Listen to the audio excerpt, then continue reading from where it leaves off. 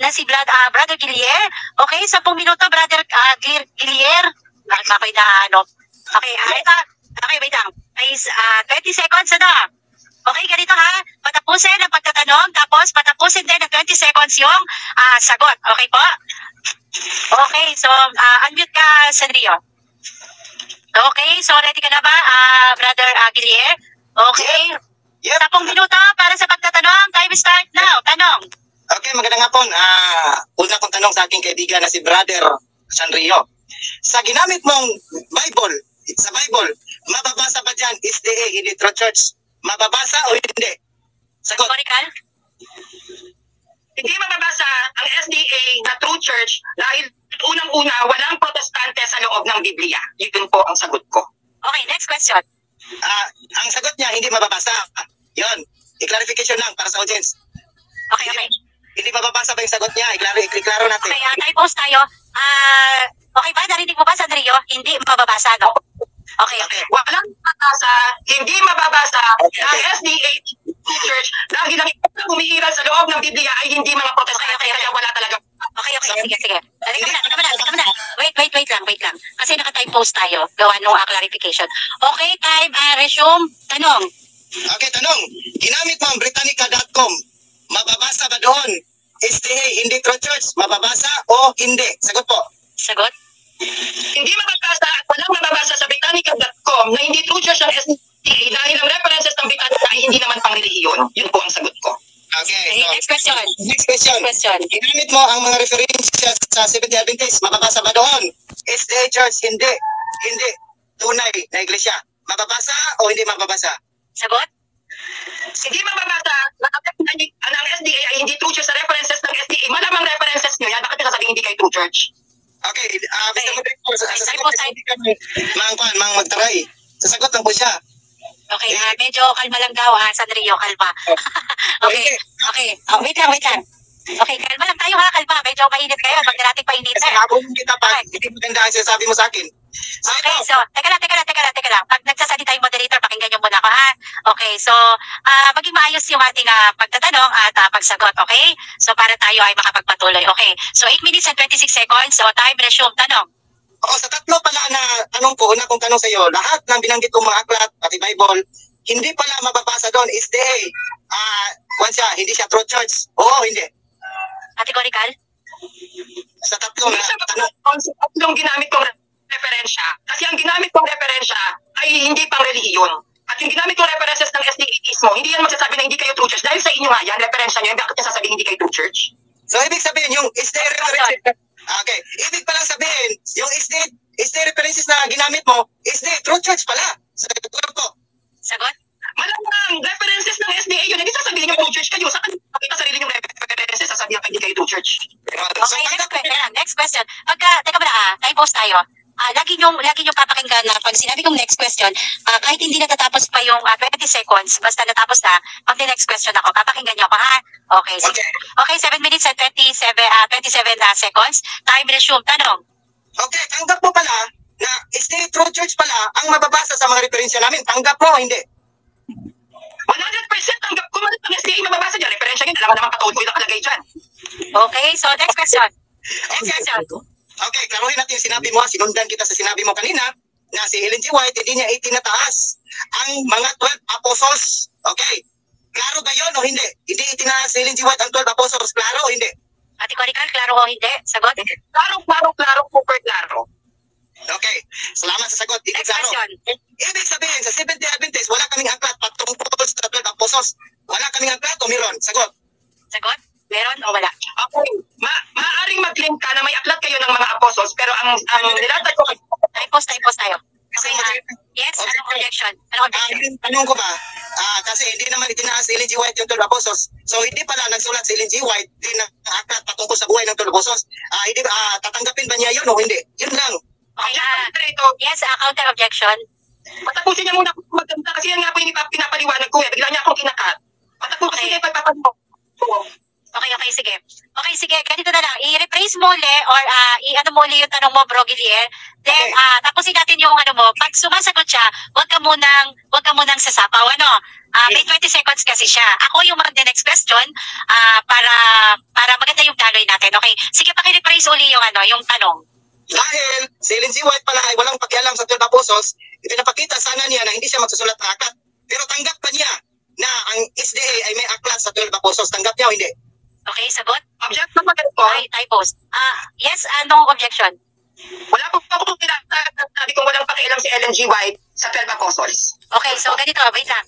Okay, as far as I remember, Brother Guillier, doon sa ating rules, meron doon nakalagay kung ano lang yung nilatag, ayon ang doon tayo unang magtatanong sa teka muna, wait lang, nagsasalita ko sa rebuttal, kung hindi niya sasagutin yung tanong mo, meron tayong rules na gano'n, doon sa rebuttal dadalhin at doon na rin pwedeng itanong ang lahat as long as na hindi out of topic, okay? Out of topic po, Mr. Moderator. Okay, sige, counter, objection, counter. Ulat ko, may aklat ka ba na hindi namin, may aklat ka ba na itinaas namin ang 12 apostles? Ito sinundan ko siya dito. So ngayon, tinatanong ko siya kung may aklat kami na itinataas ito, aklat namin to, Acts of the Apostles, tatanggapin ba niya na nagkamali siya sa sinabi niya? O gano'n na lang. Objection, Yes, ano counter? Sige, last counter na to. Tanggap po ba yung mali po?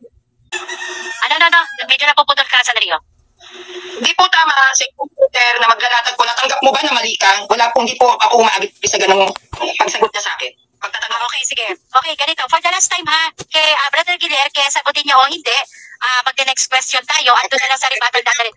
Okay, hindi, ganito. Kung gusto mong i-rephrase or i-reconstruct yung tanong mo, pwede naman. Kung hindi naman, mag-the-next question ka na lang ba? Next question, sige. Okay, sige. Wala tayong side comment na gano'n Side comment yun, kasi ayaw naman talaga yung sumagot sige, yung nahawak. Hindi natin masimulan yung mga ano. Okay, teka pa na, naka-time post ka kasi. Okay, time, resume. Okay, pinangangalandakan mo kanina, pinangangalandakan mo ulit na ang mga Adventists ay wala talaga kaming 12 apostles. Ito ang aklat ni Ellen G. White na The Acts of the Apostles. Ang ganda ng kwento dyan ng patungkol sa buhay nila at may connection po sa amin. Tanggap mo ito na kami ay may pakialam sa 12 apostles o hindi? Sagot po. Tanggap po. Okay. May pakialam kayo sa apostles dahil kinikwento niyo dyan ang kanilang mga naging buhay. Pero ang pinupunto ko, bakit si Ellen G. White ang kinikilala niyong leader, hindi ang 12 apostles? Hindi ko moderator, tanggap mo ba? Ito, hindi, may pakialam pala kami sa 12 apostles. Tanggap mo ito. Wait lang. Time post tayo. Okay, Brother Guillier, patapusin na muna natin yung sagot niya. Wag mo muna i-rebat. Wag mo muna susundan ng parang comment na konti. Patapusin mo muna yung kanyang sagot. Okay, pwede mo uli sigurong yung sagot mo sa Rio. Okay? Okay na? Okay, sige, time, resume. Sagot. Okay. Ang SBA ay may kwento patungkol sa naging buhay ng mga apostol pero hindi nyo kiniklaim na leader nyo ang mga apostles. Yan ang dahilan kung bakit kinumpara ko dyan si Ellen G. White. Okay. Next question. Sige. Hindi pala namin kiniklaim na leader ang mga apostles. Kung mabasa dito na ang mga apostles ay malaking influensya sa mga buhay ng Adventist ngayon. Tatanggapin ba nagkamali ka sa paratang mo laban sa mga Adventist ngayon? Kung mabasa ko dito. Objection mo din. Yes, time post. Yes, anong objection? Hindi po ako pabor sa way ng pagpapaliwanag niya na tatanggapin mo ba na mali ang mga pinagsasabi mo sa Seventh-day Adventist? Kapag sa live debate po, yes or no lang, o tama o mali, yun lang po sana kasi medyo nakaka-offend yun sa akin. Sige. Okay, ganito. Okay, may punto. Para sa akin, may punto na parang kasi yung tanong. So, siguro, ganun na nga, sa kalakaran kasi nga ng debate, yes or no, or yung ibang categorical na pero yung sabihin, yung parang sasabihin natin, mali, tatanggapin mo ba na mali ang okay, parang medyo nga naman yun. Same din naman yun sa iyo, Bro Guillier. At hindi ko rin nahayaan na sabihin yun ni Sanrio sa iyo. Okay, sige, counter. Sige, counter ko ako. Sige. Grabe na kasi yung sinabi niya kanina, parang wala kaming alam sa buhay ng mga apostoles. Si Ellen G. White parang nag-overpower na siya, pati sa Diyos, binanggit na niya na parang Diyos ang tingin namin kay Ellen G. White. Dito sa 12 apostles kasi, sinabi niya, hindi namin kinikilala ang mga apostoles bilang leader sa pananampalataya. Kung mabasa dito sa libro ni Ellen G. White, na ang mga apostles ay influensya sila at leader din sila sa sige. Okay, sige. Okay, ganito na lang. For the last time ulit, paki-reconstruct na lang ulit yung tanong mo. Okay, so time, resume. Okay, elementary question. So, hindi ka natutol pala. Wait lang, time post tayo. Sabi ko, iwasan na yung hindi ko rin siya hayaan na magsalita ng ganon. So, yung elementary question, okay na ha. Iwasan natin ha. Kasi, teka mo na, Brother Guillermo. May ano po na ako. Kasi itong platform na to, although syempre may mga minsan pagkakamali din ako, pero gawin natin fruitful yung pag-uusap na ito. No? Iwasan natin yung gano'n hanggat maaari. Alam ko yung emosyon ninyo, talagang hindi natin mapipigil. Pero para maging maayos at makapagpatuloy tayo, kasi kung magpapatuloy kayo ng ganyan, pwede ko naman siya itigil, di ba? Pero ayoko sana. Okay, teka muna. 4 minutes and 57 seconds. Pakireconstruct yung tanong. Time resume. Okay, friendly, very easy question. Okay na nga?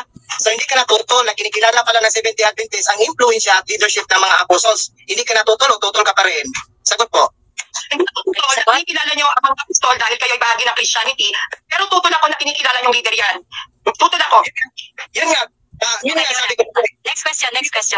Mabasa ko kasi dito na kinikilala din ng leader ang 12 apostles at influencers sa aming pananampalatayang Kristiyano. So kanina sinabi mo, Kristiyano pala kami, hindi ka natutol sa sinabi mo na Kristiyano pala ang Adventist. Sagot. Hindi ako tutol ng Kristiyano. Mga Adventist, tinatawag sa inyo Protestant Christian. Mga Protestante ang Kristiyano. Pero Kristiyano pa rin. Sagot. Kristiyano pa rin, Protestante nga lang. Okay, sige. Next question. Ito ay sulat ni Cardinal James Gibbons. Na sinabi ko dito, Adventists are the only body of Christians with the Bible as their teacher. Yung tanong ko sa iyo, nagkamali ba si Cardinal Gibbons sa pagsabi niya na ang Adventist pala ay biblical at Kristiyano? Tinatanggap mo sinasabi niya o hindi? Sagot? Ako tanggap ko yan, yung sinasabi ni Cardinal na binabanggit mo, patunayan mo muna sa akin, Catholic Cardinal yan. Katolik po siya. Siya po ang nagmamaniobra ng Catholic Mirror. Doon po sa Baltimore, doon sa Estados Unidos. Ang tanong ko sa iyo, ulit tanggap po ba sinabi niya o hindi? Huwag ka na magpaliwanag, tanggap po o hindi? Yun lang. Sagot? Ganun sa'yo, tatanggapin ko yung paliwanag ng Cardinal na binabanggit mo kung mapapatunayan mo sa akin na yan ay nasa ilalim ng Catholic Church, Roman Catholic Church. Yes. Nasa ilalim po siya, huwag ka magtanong. So, ito, ulit ko yung tanong. So, tatanggapin mo pala itong sinabi ni Cardinal James Gibbons na ang Adventist ay Christian at correct at sila ay biblical inspired. Pag mapatunayan ko sa iyo na siya ay Roman Catholic Church, tanggapin mo na yung sinabi ng Cardinal. Oo, hindi. O sige, tatanggapin ko yung statement na yan kung mapapatunayan mo sa akin na yan ay naordinahan sa ilalim ng Roman Catholic Church. Okay, salamat po. Nakarecord yan. So, ito, ibang tanong naman. Ito Next question. Ngayon, sabi dito, ang protestante ang itatanong ko sa iyo. Dito sa aklat ng Katoliko, sa Katolikong Pastoral Edition, sinabi doon sa Roma Introduction na hindi nagkamali si Luther sa pagtuliksa sa nakatayang iglesia dahil makamundo at hindi nangangalaga sa aral ng nagliligtas. Si Luther ay father siya ng Protestantism. So wala ka nang tutol sa sinabi dito ng mga pare ng CBCP. Wala ka nang tutol ka pa rin. Sagot? Wala tutol. Pagdating sa kapatandaan, may mga kaparian talaga na mahihina at nagkakamali. Pero tutol ako sa pagiging protestante ni Martin Luther. So ibig sabihin, ikaw ang matalino kaysa CBCP. Sagot po. Ha? Ikaw ngayon ang mas mataas ang talino kaysa CBCP. Sinabi nila, hindi nagkamali si Luther eh. Uulitin ko. Ang sagot ko, makinig kang maigi. Tama ang sinabi ni Luther. Wait, sige, anong objection? Sasagot lang po siya, Mr. Monitor. Kung tama ba ang sinabi ng CBCP na nabanggit siya sa Roma, dito sa Katolikong Pastoral Edition na Bible, na sinabi ng mga pariyan ng CBCP na hindi nagkamali si Luther na tuliksahin ang iglesia nakatayo o yung Katoliko. Yun ang sagot niya, mas tama. Okay, sige. Pero hindi. Okay, wait, sige, counter objection. Paano niya po maiintindihan niya? Paliwanag ko nga po, bigla niya akong pinutol na naman. Okay. Paliwanag ko nga po, kung saan ako tutol at hindi tutol, bigla naman niya akong pinutol. Okay, sige, ganito okay. Wala muna, pag sumasagot siya, pag nagtatanong, papatapusin yung tanong, okay? So kapag tumigil na yung nagtatanong, sasagot na yung sasabihin ko, sagot ng 20 seconds. Tapos, hanggat hindi ako nag-next question, hindi ibig sabihin, hindi pa tapos yung 20 seconds, okay? Okay, sige. Sasagot ka na ba, Sandrio? Opo, ate. Okay, so okay na tayo, Guillermo, Okay na tayo? Okay, sige, sasagot na siya. Teka lang, sasagot daw siya doon sa una mong tanong. Doon sa mas, yung itong in-object nyo, okay? Sasagot siya. Tama ba, Bro Guillermo? Wala namang problema eh. Okay, sige. Okay, kalma lang tayo Okay, time resume. 20 seconds. Hindi ako sa CBCP, dahil sa panahon ni Martin Luther, marami nang mahihinang kaparian noon. Pero tumututol ako kay Martin Luther sa pagiging protestante niya. Yan ang sagot ko. Klaro. Yan nga po eh. So, ibig sabihin, klaro natin na sinabi ng CBCP na hindi nagkamali si Luther. So, ang payag ka doon, hindi siya nagkamali. Sabi ng CBCP, payag ka o hindi? Hindi siya nagkamali. Ulitin ko ulit. Hindi ako tutol sa CBCP kung yan ang stand. Dahil maraming mahihinang pari noon. Pero tutol ako kay Martin Luther kasi protestante yan. Yun ang sagot ko, klaro. Okay, next question, next question. So ngayon pala, inaamin mo pala, mahihina ang CDCP. Sagot. Hindi mahina ang CDCP. Pero yung mga kaanib na nasa loob ng simbahan, kasi tao yan. CDCP pala, namali si Ikon. Typos. Ito yung sinasabi ko eh. Sabi ko, patapusin yung nagtatanong. Pag natapos yung magtatanong, merong 20 seconds. Ayon sa ating rules, meron tayong 20 seconds na pagsagot nung tinatanong, papatapusin yun. Pag narinig nyo akong nag-next question, ibig sabihin, tapos na kayong 20 seconds. Habang sumasagot yung nagtatanong, ay wag muna nating sasapawan ha, para magkaintindihan kayo ha. Kaya nagkakaroon ng objection kasi hindi pa natatapos yung isa sa pagtatanong tsaka sa pagsagot, hindi nagbi-meet yung nagiging sagot at tanong, okay? Sige, naka tayo ha, naka-post tayo. So 21 seconds na lang. Okay, so ito na yung papasagutin na natin muna si Sanrio, then yun na yun kasi na-interrupt siya dun sa kanyang pagsagot. Okay, Sanrio? Sagot. Hindi mahina ang CDCP dahil ang CDCP yan ay magisterium ng simbahan. Ang mahina yung mga taong kaanib sa CDCP dahil ang tao ay may kahinda. Hindi yan pwede maging mahina dahil yan ang kumakatawan sa magisterium ng simbahan Katoliko. Next question. Ay, time stop na tayo, time stop. Okay, ayan. Okay, inabot, pasensya na.